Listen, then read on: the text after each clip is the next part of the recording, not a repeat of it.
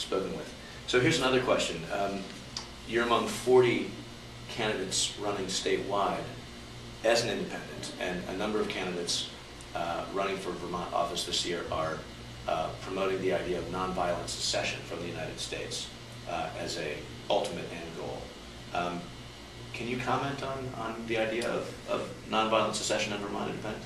Sure. I mean, of course, it sounds extreme to talk about Vermont seceding from the Union, and personally, I don't know if this is really the best thing for us to do, but I think that we should consider all of our options. And to me, the fundamental principle of decentralizing our government and relocalizing our economy all lends itself to saying, okay, we need smaller units of our organizational principles, we need more power at the local level, and secession kind of represents the extreme case of that example. I think the thing that made this, the analogy that made this concept have some merit to me in terms of let's at least put it on the table and discuss it, and I'm not afraid to openly talk about it, is the analogy of if you are in a marriage with an abusive spouse, and your spouse has all the power, all the money, and you're trying to renegotiate a better position for yourself in this relationship. How do you do that without considering the possibility of a divorce? And of course, I don't want a divorce.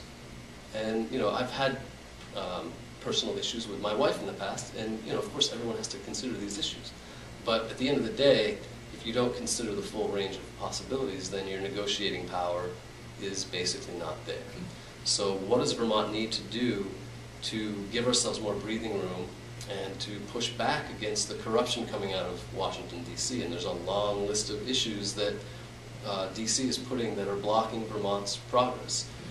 Some of these issues are relating to the war and the escalating debt.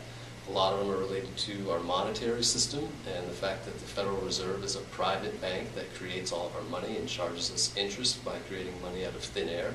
This is completely unconstitutional, and we're just accepting it. No Child Left Behind has been rebranded Race to the Top, but it's basically the same thing where federal bureaucrats are telling our teachers when to test our kids and what the test needs to contain and how to teach the curriculum, and it's not relevant. These are one-size-fits-none solutions, and especially regarding education, there's absolutely no constitutional authority for the federal government to be involved in education policy at all. It's not even mentioned once in the Constitution. So, Vermont could stand up and say no to these things, and they could say, look, we're going to keep our tax dollars that would go to D.C., that would come back to us for education, we're going to keep them here and make our own decisions. There's a long list of things that Vermont could do in the legislature to stand up to some of these unconstitutional and corrupt actions coming out of D.C. And of course, secession is the one that will get everybody riled up, and maybe it's not a realistic short-term scenario. And honestly, I don't really know if it's the best scenario, but we need to have all of these options on the table in this discussion. Nice. Thanks for speaking to that. So how can Vermonters learn more about you and your campaign and your particular stand on the issues that everyone is concerned about? Yeah, I've got a lot of detail on a whole host of issues on my website, which is GaelanBrown.com. That's G-A-E-L-A-N Brown.com. And I'm hoping, if elected, to use my website as a communication tool for everyone in the county, in which every week I would post, here are the issues that we discussed last week, here are the things coming up.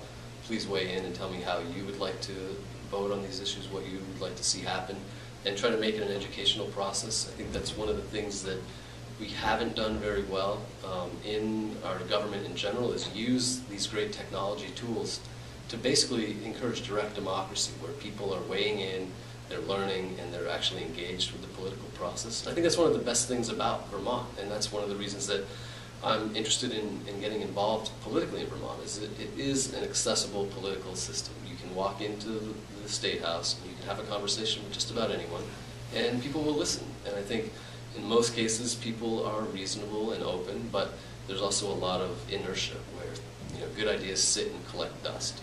The state bank is a great example of that. There have been credible people presenting this concept to the legislature for a couple years, and when you talk to the people who've been presented, they all say, yeah, this sounds like a good idea, and we've looked into it and we're exploring it, but it's not moving forward, and things are just sitting. And while we need this kind of a system to give ourselves the foundation that we want. So, I think that keeping an independent perspective and not being stuck in one party is an asset that I can bring to this dialogue. And, I've really enjoyed having these political forums and debates with the other candidates and pushing them on some of their positions and helping them understand how they can move in the right direction. And I think it's actually working. I think people are moving together on a lot of these core issues about especially relocalizing our economy. And that's a win-win scenario for everyone except for the companies that are selling stuff into Vermont from out of the state. And so how do we kind of stand up to those corporate interests while we know that they're heavily involved in campaign contributions and the whole 9 yards. One last question. Can you talk a little bit about the Champagne, the biomass mound that you built in your yard? Yeah, this has been something that I've been putting a lot of kind of part-time work into over the last year and a half. About 2 years ago I learned about a French farmer who in the 70s figured out a way to collect heat and methane biogas off of composting mounds of shredded wood chips, basically mulch. And we looked into it and couldn't find anybody else that had tried this. It looks like this French innovator named Champagne died in the early 80s, and the whole idea kind of fizzled out as oil got cheap again and everybody forgot about renewable energy. The beauty of this concept is you take a big mound of wood mulch, and as you pile it up, you coil water lines throughout the inside of it. The one that we built at my house has 400 feet of 1-inch water line coiled in. It's about 12 or 14 feet wide and about 7 or 8 feet tall. So it kind of mounds up and gets a little narrow at the top. About 2 weeks after we built it, the temperature internally and the temperature of the water that I could get out of it was 110 degrees. That was a little more than a year ago, and it's still at that same level. It's still, I can get several hundred gallons of 110 degree water a day by just running at about a half a gallon a minute water from my well through this mound loop and into a bucket or whatever. And I'm planning to actually plumb it into my house and help heat my house with it this winter. We're about to rebuild it.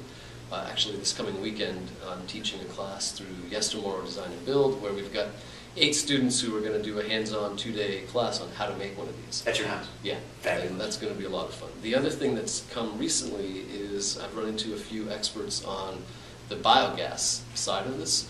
So these are people who've worked with cow power and other kind of highly engineered systems to take usually manure and basically digest it in these big chambers and collect the gas and then create electricity. These systems are very complicated, especially in the winter in Vermont. They have to put a lot of energy to keep the system warm enough so that the biogas keeps going. The beauty of the Champagne method is that at the inside of this mound, there you place a chamber, maybe a 50 or 100 gallon barrel, and you fill it up with water and year old wood mulch, and seal it, and you put a little tube at the top. And the pressure, the closed system, and the heat of the mound around that chamber creates the ideal environment for methane to be generated. And so for the first 6 months after it's built, methane will rise up out of that chamber through a tube and into a gas bag. And you can switch the bag as they fill up, and you can collect, we'll see how much, but a significant amount of natural gas that could directly replace propane or even gasoline, because you can convert any gasoline engine or generator to run on compressed natural gas.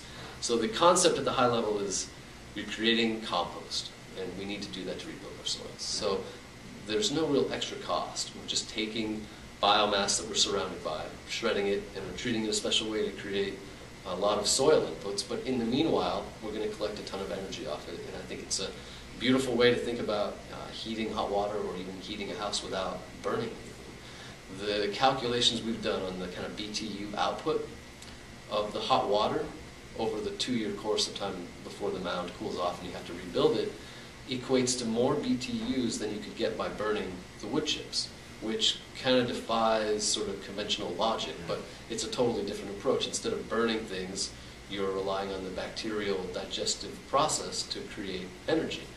And I'm really excited to keep pushing this. Got a lot of people helping. And it's one of those things where, how come no one's doing this? Yeah. Everyone knows compost piles stay warm. Barns used to burn down all the time because the hay bales would start composting, and it literally ignited the materials next to them.